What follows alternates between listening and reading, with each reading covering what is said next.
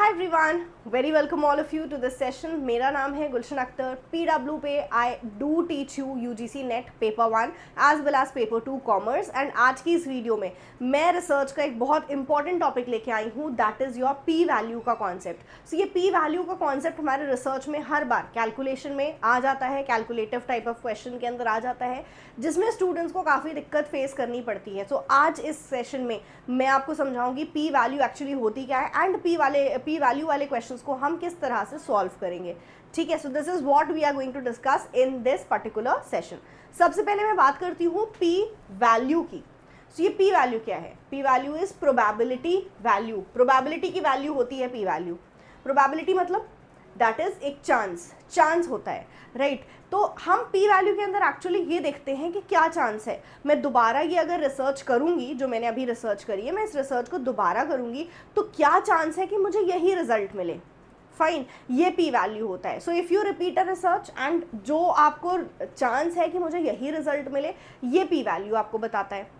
अब आप सोचो कि आप कोई काम कर रहे हो और आप उस काम को दोबारा करके देखोगे और वो आपको वही सेम रिजल्ट मिलेगा, तो आप क्या होगे? बहुत श्योर हो जाओगे कि आपने सही काम किया है। लेकिन आपने दोबारा वो रिसर्च को रिपीट किया एंड आपको देखने को मिला कि जो मैंने अभी रिजल्ट पाया है वो दोबारा नहीं आ रहा है, वो रिजल्ट मेरे को, वो मुझे रिजल्ट दोबारा नहीं मिल रहा है। दैट मीन्स कम चांस है किसी चीज़ के होने की, तो आपका जो रिसर्च है वो वीक होगा, है ना? सो P वैल्यू यही बताता है आपको। P वैल्यू बताता है आपको प्रोबेबिलिटी कि आप अगर रिसर्च रिपीट करोगे तो क्या चांस है कि आपकी जो नल हाइपोथेसिस है, जो बोल रही है कि रिलेशन नहीं है दो चीज़ों के बीच में, वो दोबारा आएगा, राइट? वो दोबारा ट्रू होगी या नहीं होगी। सो इसका जो रूल होता है ना P वैल्यू का, P वैल्यू अगर छोटी होती है, मतलब मैंने रिपीट किया और बहुत छोटी वैल्यू आई, स्मॉल p आई, कि भाई मैं रिपीट करूंगी मुझे सेम रिजल्ट नहीं मिलेगा, तो ऐसे केस में हम नल हाइपोथेसिस को रिजेक्ट कर देते हैं। सो द रूल इज कि अगर P वैल्यू आपकी स्मॉल होती है तो आप रिजेक्ट करते हो किसको? नल को। क्योंकि P वैल्यू टेस्ट होता है नल हाइपोथेसिस का, कि अगर मैं रिसर्च रिपीट करूं तो क्या चांस है कि वापस से मेरी नल हाइपोथेसिस ट्रू होगी। अगर बहुत कम चांस है तो रिजेक्ट कर दोगे। अगर आपको P वैल्यू मिलती है greater than your alpha, what is alpha? Level of significance. Level of significance हम जनरली 1% या 5% लेते हैं अपनी रिसर्च के अंदर। तो 5% से कम है या 1% से कम है का P वैल्यू, तो आप रिजेक्ट करोगे। लेकिन अगर उससे ज़्यादा होगी तो क्या करोगे? एक्सेप्ट कर लोगे। So this is the rule that you have to follow जब आप क्वेश्चन कर रहे हो। So I hope this concept is clear. मैं एक बार आपको वापस से बता दे रही हूँ कि आपका क्वेश्चन जब आएगा तो उसमें ऐसा पूछा जाएगा आपसे कि कौन सी वाली वैल्यू, कौन सी वाली P वैल्यू सिग्निफिकेंट है। क्वेश्चन में अक्सर आपको लिख के देता है कि कौन सी आपकी वैल्यू सिग्निफिकेंट है। सो ये ध्यान रखना,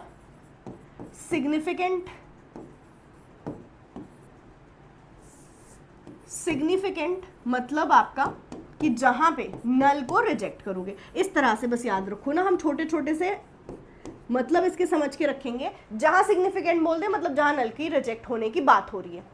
तो अगर क्वेश्चन पूछता है कि कौन सी P वैल्यू ऐसी है जो सिग्निफिकेंट है, मतलब जहां नल रिजेक्ट होगा, दैट इज छोटी वाली P वैल्यू, सबसे जो स्मॉल P वैल्यू है वो सिग्निफिकेंट होगी, वो रिजेक्ट होगी। ठीक है, तो मैं क्वेश्चन आपको कराती हूँ जो इस बार आपसे जून में पूछा गया था 2024 में। सो यहाँ पे हमारा जो ये क्वेश्चन है, this was asked in June 2024।